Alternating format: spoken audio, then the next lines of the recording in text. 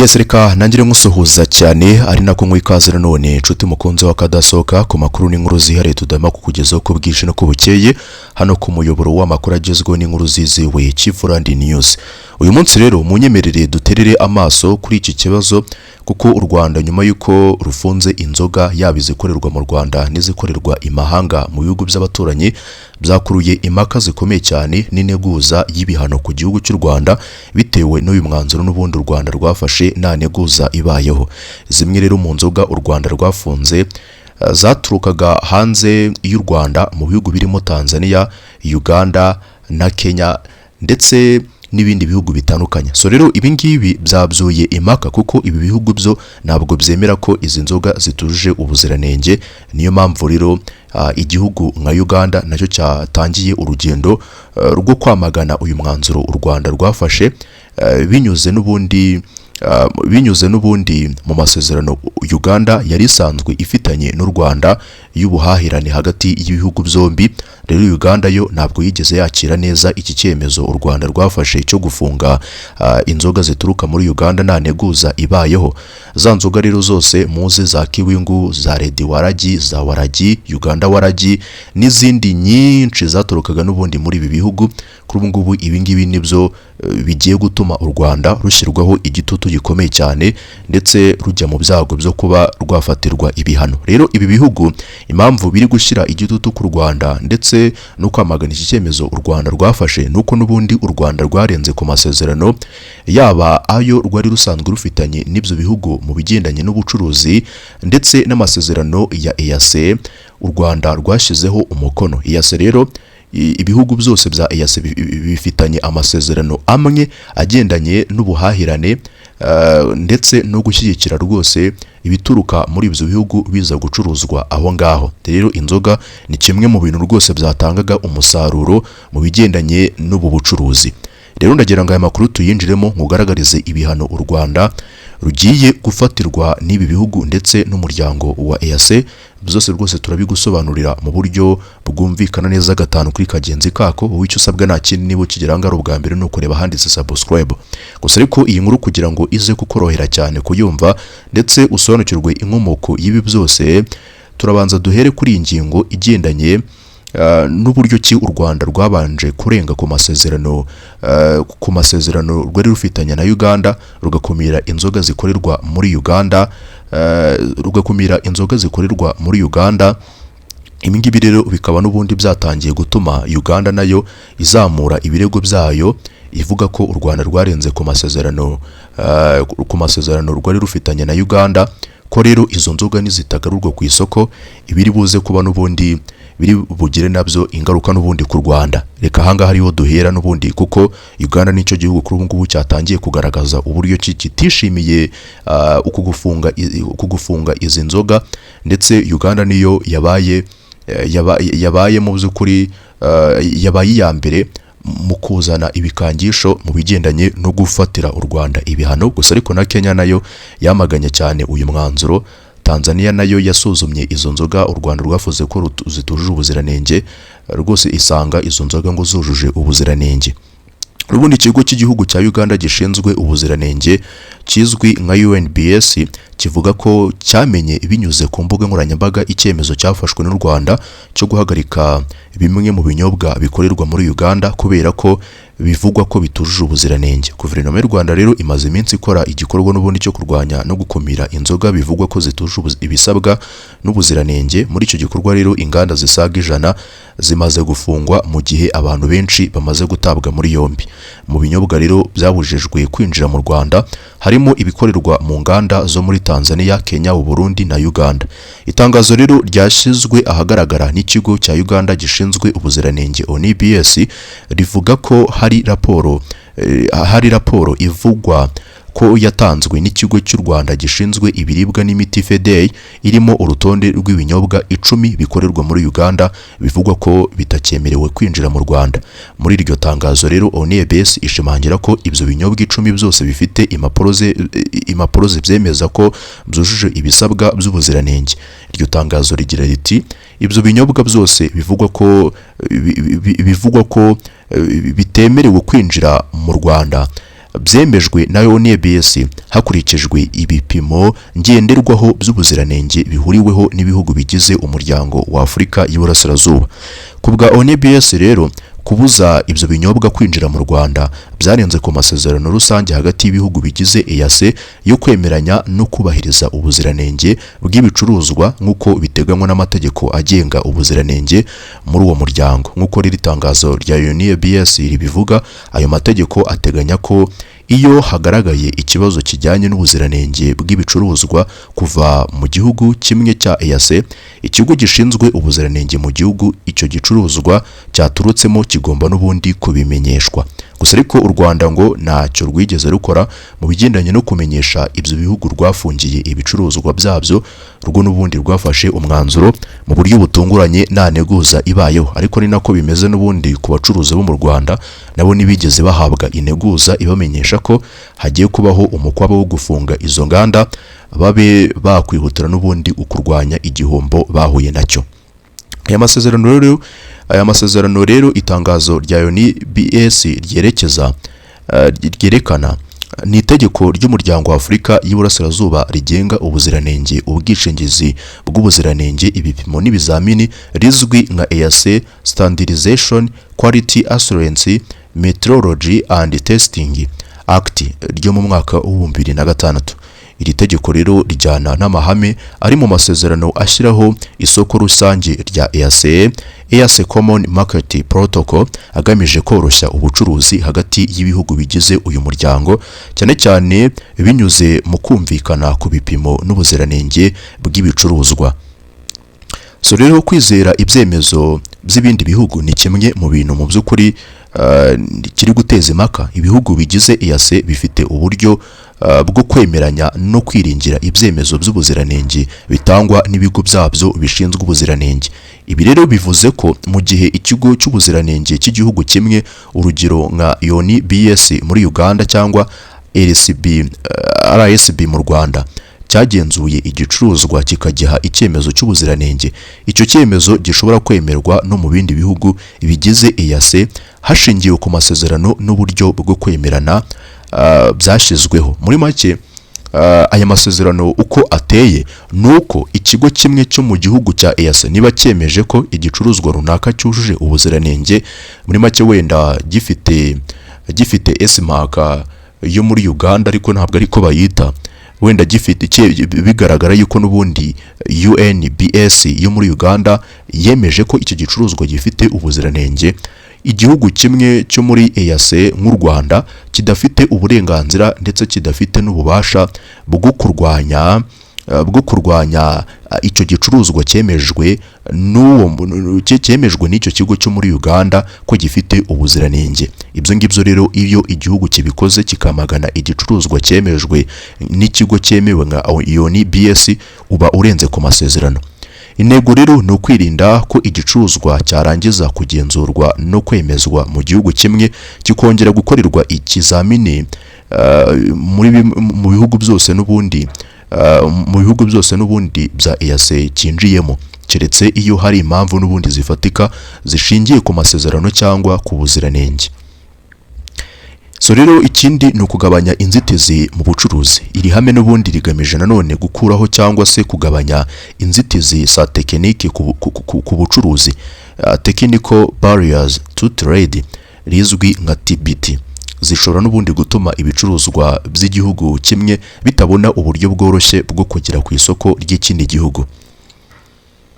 So rero nanone ikindi cya kabiri kigaragazwa ni uburyo bwo kumenyesha no gukemura ibibazo. Iki kigo cy'ubuziranenge cy'igihugu kimwe, iyo ikigo cy'ubuziranenge cy'igihugu kimwe gisanzemo ikibazo gikomeye ku gicuruzwa cyaturutse mu kindi gihugu cya EAC, haba n'ubundi hakenewe uburyo bwo kumenyesha inzego zibishinzwe zo muri icyo gihugu. Muri make igicuruzwa kigakurwa ku isoko mu buryo bw'agateganyo, hakabaho ibiganiro by'ineguza mu bigendanye no gufunga icyo gicuruzwa no kukigenzura bundi bushya, hakabona n'ubundi gufatwa icyemezo cya nyuma. Ariko u Rwanda ibyo ngibyo ntabwo rwigeze rubikora. Urugero n'ubundi niba u Rwanda rusanze hari ikibazo gikomeye ku bicuruzwa byaturutse muri Uganda cyangwa Kenya, inzego z'u Rwanda zishinzwe ubuziranenge n'umutekano w'ibiribwa zishobora kumenyesha UNBS n'izindi nzego bireba muri Uganda kugira ngo ikibazo gikurweho. So rero ibi bishobora gutuma inzego z'ibihugu byombi zikorana mu gukora igenzura, gusuzuma ibimenyetso no gushaka inkomoko y'ikibazo, aho ikibazo cyakemurwa gusa binyuze n'ubundi mu itangazamakuru cyangwa ku mbuga nkoranyambaga. Intego nyamukuru rero no kugira ngo ikibazo cy'ubuziranenge gikemurwe mu buryo bwubahiriza amategeko bushingiye ku bimenyetso bya siyanse kandi nanone butabangamira ubucuruzi hagati y'ibihugu nta mpamvu ifatika ihari. Rero none hari ingaruka ku bucuruzi bw'ibihugu bigize EAC. Iyo igihugu gikumiriye ibicuruzwa by'ikindi gihugu kandi icyo cyemezo kikaba kitubahirije inzira n'amahame byemeranyijweho mu rwego rwa EAC, bishobora kuvamo inzitizi zitari iz'imisoro ku bucuruzi. Izo nzitizi n'ubundi zishobora gutera impaka hagati y'ibihugu, cyane cyane iyo igihugu kimwe cyumva ko rwose ibicuruzwa byacyo byakumiriwe nta mpamvu ihagije cyangwa se nta buryo bwumvikanyweho bwakoreshejwe. Ni muri urwo rwego rero amategeko n'amasezerano ya EAC ashyiraho uburyo ibihugu bigomba gukoresha mu gukemura ibibazo nk'ibi kugira ngo ubucuruzi bwambukiranya imipaka bukomeze kugenda neza. Muri make, ikibazo cy'ubuziranenge cy'igicuruzwa ntigisobanura ko igihugu kidashobora kugikumira burundu, ariko icyemezo nk'icyo kigomba n'ubundi kuba gifite impamvu zifatika, ibimenyetso byizewe kandi kigakorwa hakurikijwe inzira z'amategeko n'ubufatanye hagati y'inzego z'ibihugu birebwa, kuko kugira ngo icyo gicuruzwa kigere ku isoko bwa mbere haba harabayeho ubugenzuzi, hakaba harabayeho nanone ibiganiro bigamije kugira ngo icyo gicuruzwa cyinjire mu kindi gihugu giturutse mu kindi. Rero amasezerano y'ubucuruzi ahuza u Rwanda n'ibindi bihugu bigize Umuryango wa Afurika y'Iburasirazuba birimo Tanzania, Kenya, Uganda n'u Burundi ashingiye nanone ku masezerano n'amahame rusange agenga Umuryango wa Afurika y'Iburasirazuba, EAC African Community. Muri aya masezerano rero hari amwe afite uruhare runini cyane mu koroshya ubucuruzi no gutuma ibicuruzwa n'abaturage bashobora kugenda hagati y'ibihugu bigize uyu muryango. Aya masezerano rero yashyizweho umukono mu mwaka wa 2010 agamije ahanini korohereza abaturage n'ibihugu kugenda hagati y'ibihugu bigize EAC ndetse no koroshya ishoramari n'ubucuruzi bwambukiranya imipaka. Mu by'ingenzi rero agamije harimo ibyo bita four freedoms cyangwa se uburenganzira bune bw'ingenzi. Ibicuruzwa byujuje ibisabwa kandi bikorerwa mu gihugu kimwe cya EAC bigomba kubona uburyo bwo kugera ku masoko y'ibindi bihugu bigize umuryango nta nzitizi z'ubucuruzi zidakenewe cyangwa imisoro inyuranyije n'amasezerano ishyizweho. Abaturage b'ibihugu bigize EAC bafite uburenganzira bwo gushaka akazi no gukorera mu bindi bihugu bigize umuryango hakurikijwe amategeko n'ibisabwa biteganywa n'amasezerano. Nanone aya masezerano agamije korohereza abantu n'ibigo kohereza no gukoresha imari mu bikorwa by'ubucuruzi n'ishoramari mu bihugu bigize EAC hakurikijwe amategeko abigenga. Nanone umuturage w'igihugu kimwe cya EAC ashobora kugira uburenganzira bwo gushinga ibikorwa by'ubucuruzi cyangwa se gushaka gutuma mu kindi gihugu cya EAC mu gihe yujuje ibisabwa n'amategeko y'icyo gihugu. Rero amasezerano y'ubumwe bwa gasutamo yatangiye gushyirwa mu bikorwa mu mwaka wa 2005. Intego yayo nyamukuru ni uguhuza uburyo ibihugu bigize EAC bishyiraho kandi bigakusanya imisoro ku bicuruzwa byambukiranya imipaka. Hari amahame rero abiri y'ingenzi u Rwanda ngo mu by'ukuri ngo rwarenzeho. So rero hari ariko nanone ibingibi ahanini u Rwanda rwabirenzeho ku bigendanye na ziriya nzoga, ntabwo ari ku bicuruzwa byose bituruka hanze. Ubucuruzi ibicuruzwa bikorerwa mu bihugu bigize EAC kandi bikaba byujuje amategeko agena inkomoko y'ibicuruzwa bishobora kugenda hagati y'ibihugu bigize umuryango bitishyuzwa umusoro wa gasutamo hakurikijwe ibisabwa n'amasezerano. Ibihugu bigize EAC bikoresha nanone uburyo bumwe bwo gushyiraho imisoro ku bicuruzwa bituruka hanze y'umuryango. Urugero nk'ibicuruzwa bituruka mu Bushinwa, muri Leta Zunze Ubumwe za Amerika cyangwa mu bindi bihugu bitari muri EAC. Intego rero ni ukugira ngo mu bihugu bigize EAC bigire politiki imwe y'imisoro ku bicuruzwa bituruka hanze y'umuryango. Nk'uko rero twabibonye mu gice kibanziriza iki, mu by'ukuri EAC EAC ari amasezerano ya EAC y'ubucuruzi yo mu mwaka wa 2006. Aya masezerano afite uruhare runini cyane mu bijyanye n'ubuziranenge bw'ibicuruzwa. Iri tegeko rero riba rigamije n'ubundi gutuma ibihugu bigira uburyo bwo kwemerana ku bipimo n'ibyemezo by'ubuziranenge.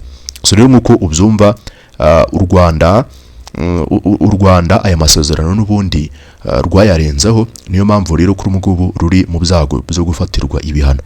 Reka iyi ngingo ariyo dukurikizaho n'ubundi yerekeye icyo amategeko abivugaho ndetse unamenye ibihano rushobora gufatirwa.